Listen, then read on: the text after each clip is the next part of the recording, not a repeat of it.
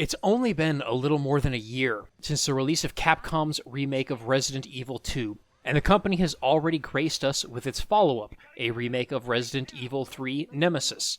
Since I had posted roughly 2 hours of video criticizing Resident Evil 2's remake, I thought it would only be fair for me to take at least a few minutes to talk about the remake of Resident Evil 3, and whether it succeeds in the places where I personally thought Resident Evil 2 failed.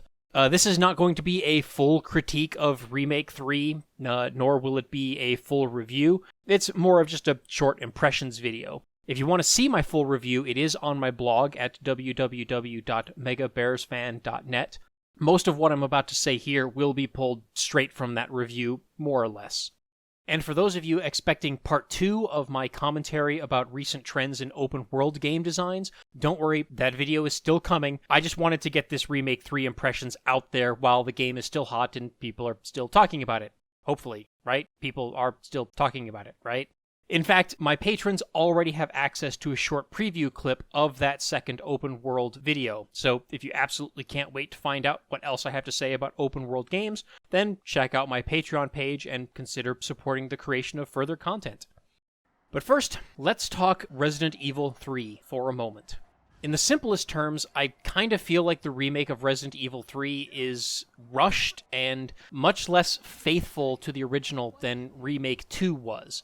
Whole levels have been cut from this remake. Levels that are still present have been dramatically redesigned, and even those feel kind of short and rushed, in my opinion. The Uptown, City Hall, and Park maps have all been cut entirely, and some of their events and puzzles have been smushed into the downtown map, which, like I said, makes that downtown map feel a little bit more rushed.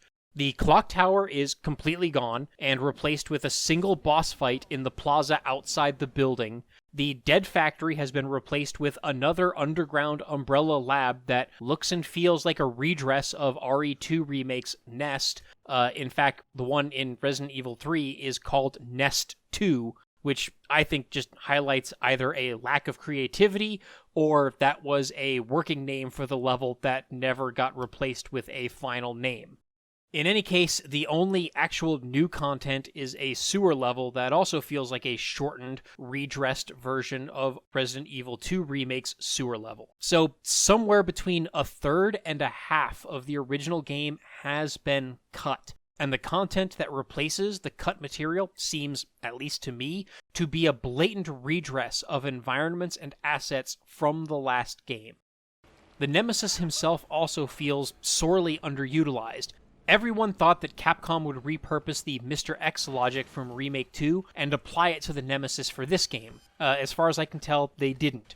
Nemesis only shows up in scripted action set pieces and chase sequences. In standard mode, I even had so much ammunition and high-powered weaponry, and not to mention extra inventory space, that the Nemesis was borderline trivial to deal with. I even got rewards of weapon upgrades and extra inventory slots, which I absolutely did not need. The game was already easy enough without them, which only made the rest of the game even easier. Maybe I should have started out on hardcore mode this time around, but I was hesitant to do so because if you watched my RE2 remake critique videos, you know that I felt like I got burned by starting out on that game's hardcore mode. But to Capcom's credit, this is actually where Capcom may have learned some valuable lessons. If you recall, I had 2 major complaints with RE2 Remake's design, even though I did think that the game overall was very good. I liked it a lot. But put simply, I disliked the fact that ink ribbons were locked behind the hardcore mode, and I thought that it was a fundamental design and balance flaw that the knife had durability and could break.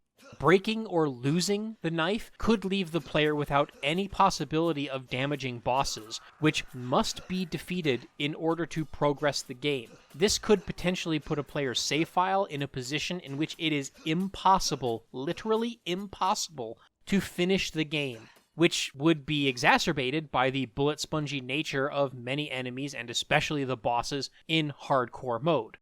So perhaps the most valuable lesson that Capcom learned is that they returned the survival knife to being an actual weapon rather than a disposable tool. The knife cannot break in Resident Evil 3 Remake, so no matter how bad your aim is, you'll never be backed up into an unwinnable corner in which you literally cannot damage the enemies that are required to be damaged in order to beat the game. Not having to worry about the knife breaking also left me feeling more free to actually use the damn thing. So instead of using the knife as a disposable defense item, Jill instead has a dodge move that can be used to avoid incoming damage if you are aware enough of your surroundings and you time the button press properly. I think that's a perfectly adequate compromise. Good job, Capcom.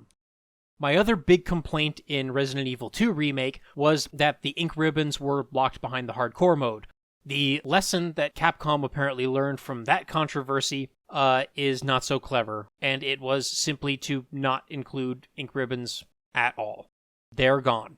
Not locked behind hardcore mode, not locked behind New Game Plus, just gone. It is a bummer, but to play devil's advocate, the faster, more action-heavy design of Resident Evil 3 isn't particularly conducive to that save system to begin with. Nemesis can swoop out of nowhere and instant kill you. The hunter monsters also have instant kill attacks. This does not facilitate the long-term logistical strategy and problem-solving methodologies of the original Resident Evil games and their limited ink ribbon save system. In fact, instant deaths are kind of antithetical to that kind of save system entirely. So, yeah, I would have preferred that the game be designed to be more in line with the original design philosophy of Resident Evil. I also concede that if this is the design that Capcom wanted, then I guess it's better off that they didn't include the ink ribbons at all. So, yeah, Capcom learned something, but I'm not sure if the lesson they learned is necessarily the right lesson.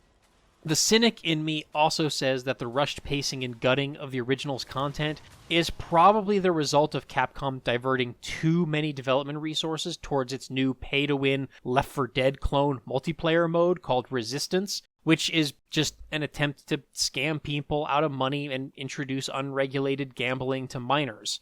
Oh, and Resistance also took the place of the original Resident Evil 3's Mercenaries minigame, which is not included in this remake at all. Though I'm sure they'll probably sell it to us as DLC at some point. So, yeah, Resident Evil 3 Nemesis Remake is one step forward, two steps back. That being said, I still wouldn't mind seeing a remake of the original Resident Evil in this RE engine, as long as it stays faithful to the original as the GameCube remake was, and Capcom allocates at least as much time and resources as they spent developing the Resident Evil 2 remake. Or, heck, I don't know, maybe the time is right for a Dino Crisis remake.